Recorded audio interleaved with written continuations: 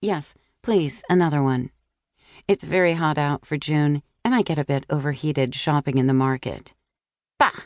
The woman said, snapping off the end of a deep-fried pickle.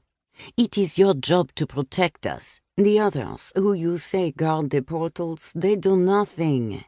It is problematic, her friend Javier agreed, chewing quickly to get rid of his mouthful of toasted ravioli. I gave the ravioli a long look, wondering if a little snack wasn't in order after my morning spent combing the antique shops and open-air stalls for the perfect birthday present. But, Carmina, it is not this lady's problem. Our imp situation. We must speak to Giovanna. Bah! She repeated, and gave a sniff that spoke volumes. She has no interest in anything but some maid's sword. You are new to Paris, Guardian? Not really, no. I just haven't been here much since my children were born, I said, smiling and tucking my phone away, lest I make stabby taps on the face of a certain annoying dragon. That was about 2.5 years ago. Much has changed in that time. The woman, evidently named Carmina, said with a dark look at her companion. He nodded again. Things are happening. There are currents beneath, you understand? Deep currents, Carmina said, with another snap at her fried pickle. But come, we are being most annoying, are we not?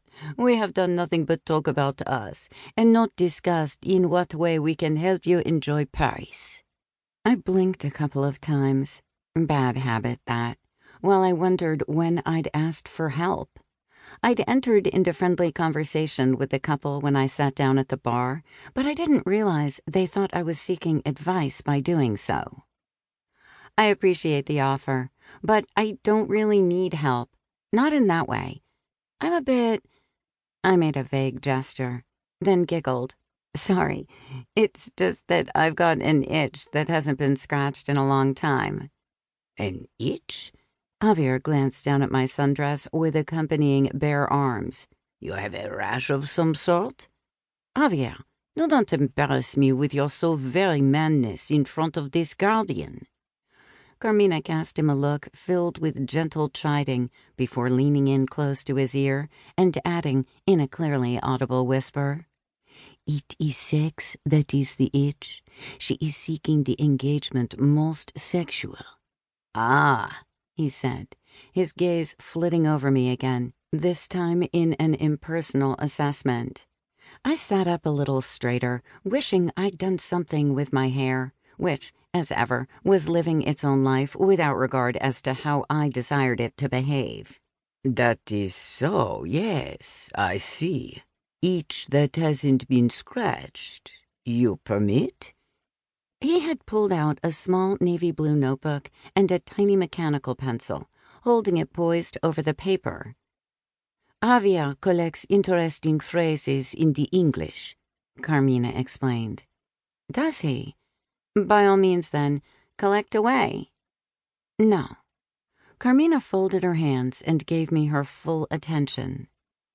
You will tell us what you are looking for in a partner sexual, and we will help you find this scratcher of the itch.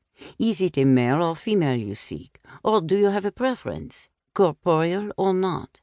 Are beings of the nature most dark enticing to your itch, or do you prefer less intense relationships?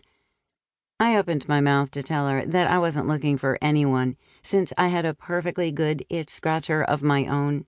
But at that moment, the crowd on the other side of the room rippled, and the rise and fall of conversation that filled the Goety and Theurgy Club, better known to denizens of the Paris otherworld as simply G&T, hushed for a few seconds.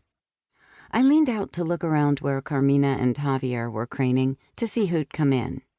3 men sauntered down a corridor created when the club denizens had parted.